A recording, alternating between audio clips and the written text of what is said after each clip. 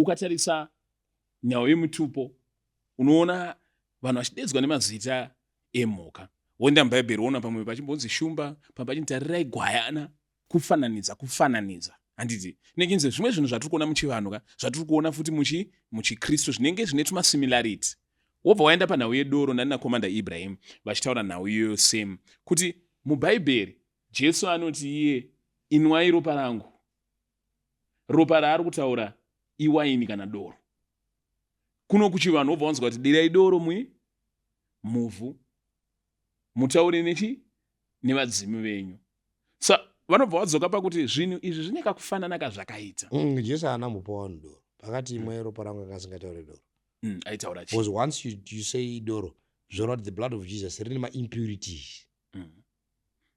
Because doro rine chinhu chiri dangerous chinonzi alcohol. Those are impurities. Asi paaiti imwe aiti ropa rangu iri haana kuvapa ropa ka akavapa wine. Akavapa wine as a symbol of ropa rangu. Saka ropa rake riri kufananidzwa newaini, kufananidzwa kana nemvura. Ndikuurai pakanzi doro harisi doro. Waini haisi doro remuvhangeri. Kati kuti chinhu chaari kuvapa it was a grape juice. Muvhangeri ndinoza ndiri kutoquantify. It was a grape juice. It was a grape juice. I know kuti zvidhakwa zvinobatikana nenyaya. But let's quantify. Yes. Number one, there are two wines that you find in Palestine by this time. Anditika. Kune wine iri alcoholic. Ne wine iri pure grape juice wine. 100% grape juice wine. Because economy yavo iri kusustainwa nekurimwa kwama grapes. Okay? That's first thing. So, if Jesus is a perfect being, if his blood is going to atone for mankind, ropa rake rinofana kunge risina charinopomerwa. Harifana kunge rine zvivi mariri. Ropa raJesu. Ndosaka uchiona kana ukaverenga naHebrews 9 pakutaurwa nyaya yeropa raJesu. Hanzi haana kuenda neropa remudzombe kana rembudzi, asi neropa rake chairo risina mhosva akatireverera kamwe chete panzvimbo tsvene. Ropa raJesu harifana kunge rine charinopomerwa kuti rigone kubvisa zvivi. Rinofana kunge rakachena ndokuti rigone kugeza. Paya panonzi vakanga vakunda nyika, vakanga vasuka nguo dzavo muropa regwayana vakadzichenesa. Revelation 7 from verse 13. Hanzi takasuka nguo dzedu dzikachena muropa regwayana. Saka ropa raJesu harigone kuchenesa kana iro rakasviba. No, so for it to be represented by a wine inomwiwa nemadrunkards, that confuses the mind. When you drink that wine, you go haywire. Ukarenga Proverbs 20 verse 20, inoti wine mudadi, doro mupopoti, anana anobatwa nazvo haana kuchenjera. Bhozi rine ma-impurities. Bhozi rafementa, iwine yakafementa. Saka haisi perfect. Because even abatwa nayo akamwa akavarairwa, it kills the mind. Asi muvhangeri onai, Jesu obva ati itai izvi kuti mugare muchita sei?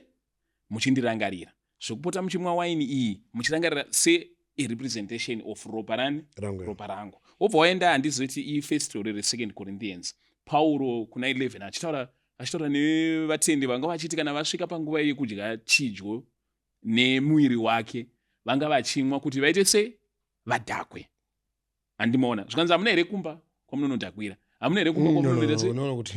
Kuti vamwe kuti vadhakwe. Aiwa, kana muchida kunwa, kana muchida kuguta. Kuti vamwe kuti vadhakwe. Akati chima. They had lost the way when they thought kuti fish it's meant for them to excite the worst passion of the flesh. Va lose a focus. Zvavari kufunga kuti ipati. Kuti vari kuti ini ndiri kubva kumba.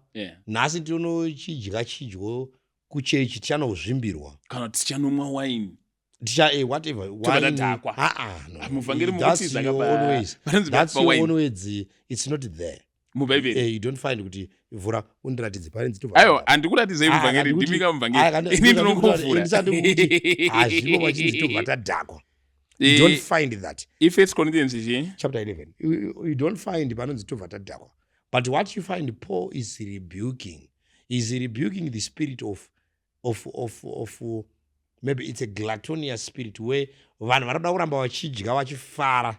Saka Paul akati kana iri nyaya kuti une nzara chipa kumba kwako wadya. Muvhangeri 1 Corinthians 11 handiti paari kutaura nyaya iyi pavhesi 21 anobva ati for when you are eating some of you go ahead with your own private suppers. As a result, one person remains hungry and another gets drunk.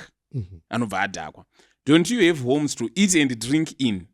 Or you despise the church of God by humiliating those who do not have understanding. Saka pfungwa yangu ndeyekuti based on this scripture Paul achizotsanangura mberi kuti this cup is the cup of my new covenant in my blood. When you have a drink in remembrance of me.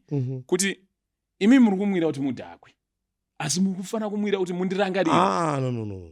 Tiri kutoti Paul aniti vana, remember this church at Corinth had given Paul a lot of problems when you read the entire book. Even vakadzi vacho akanga kutoti munobvunza varume wenyu kumba kana nezvekutaura. Angasada kuti even vakadzi vataure pachechi.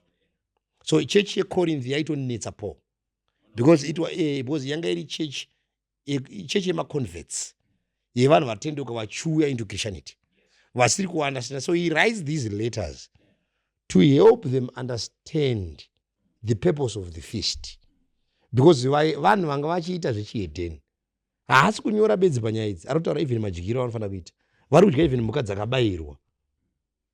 Po ari bhizi kuadhiresa futi maiziva kuti pamuri kudya mhuka dzakabayirwa muri kudya muchinamata vamwe Mwari madziri.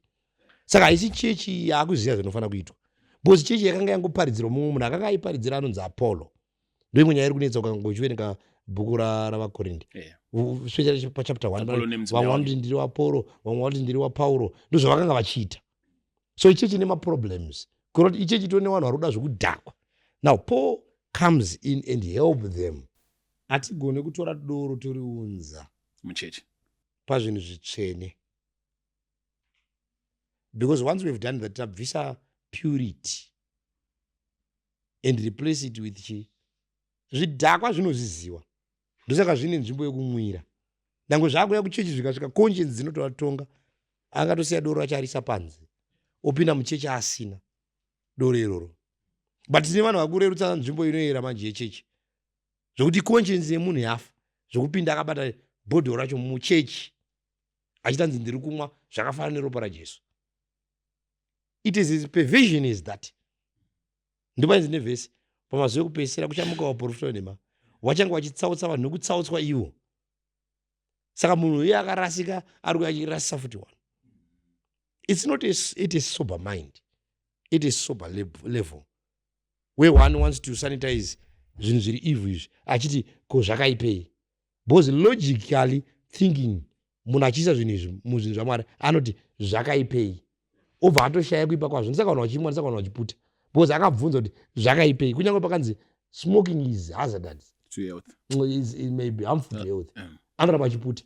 Kunyange pakanyorwa ari kuti zvakaipei pamwe pane zvavasina kuona, ko kana ndine utano hwakasimba, ko kana chest yangu yacho isingaparari, alcohol may be hazardous to health. Should not consumed nemunhu ari person under 18 uri kutonyorwa navanhu vari kugadzira chinhu chacho woti chinhu ichocho chechi chinofanira kuwanikwa. What you have done, you have removed purity. Ndiwo yenzi nyangadzo yekuparadza chanomira pazvinhu zvitsvene. Kutora chinhu chakatonyorwa chakatolabelwa chinhu chiri danger, iwe wotanzi hazvina basa, chinogona kuenda pazvinhu zvitsvene. Saka zvinotiudzawo type yevanhu vatanavo vasisagone kukoshesa zvinhu zvinoyera. Because why? Church leaders nemaprofita venhema ndivo vakonzeresa, ndivo vakarerutsa vakati Mwari muri kunyanyomubatsira madenga, Mwari haasida kuti zvinhu zvinyanyooma, unogona kudhakwa uchiuya, hazvina basa izvo. But you know kuti doro ukasvika uri sober mbava muine chembere unotoona kuti idzi chembere hadzibatwedze. Ukangomwa 3-4 makapu unoda kuona chembere dzedze dzamhandara. hanzi aiwa musadaro amabhebha aya wakutobata wakutohakana Yeah. nadzo ndo zvarinoita saka mavhesi atakachitipa idoro warida kuparara nevasina mano kuti hanzi vakanganwe kanhamo dzavo whatever stress reliever. whatever Yeah. but paunongopengenuka bedzi pawadzisira nhamo dziri unodziona dziri ipapo haiti paiwa ndoro kuti nhamo dzavo dzipere Yeah. inoti wasina kuchenjera wapei Yes. nekuti nguva yavanenge vachimwa vanombokanganwa nhamo dzavo Yes. but parinopera doro uchiti bha unodziona Nhamo nhamo dzadzo. dziti zvakamira sei mavatofafa sei kureva kuti harisorove nhamo Yes. saka jesu akati uya kwandiri makaneta makaremerwa ndichakuzorodzai. So we should understand madynamics aya where we are also trying kuda kuita bilitu zvinhu zvinoera because of tine gratification yatida kuisa to our own desires because ini ndira kumwa saka ndoti parerutsei ipapo because ini ndira kuputa ndoti ndipe vhesi racho ini but you are killing the temple. Bhaibheri riri kuti muviri wako itemberi yaMwari, anotadzira muviri wake naMwari achamutadzirawo. Ndosaka there is a divine appointment between sin and diseases. Mwari akangoti sei zvirwere ipapo, vanhu vanopinda muzvinhu izvi vachiuraya temple, let them go sick. Isai kensa ipapo, vanhu vaparare. Isai BP ipapo neshuga ipapo, vanhu vaparare pakumwa ipapo. Ndimwari ari, it's a divine appointment between sin and disease. The more we sin, the more diseases must come and hurt us.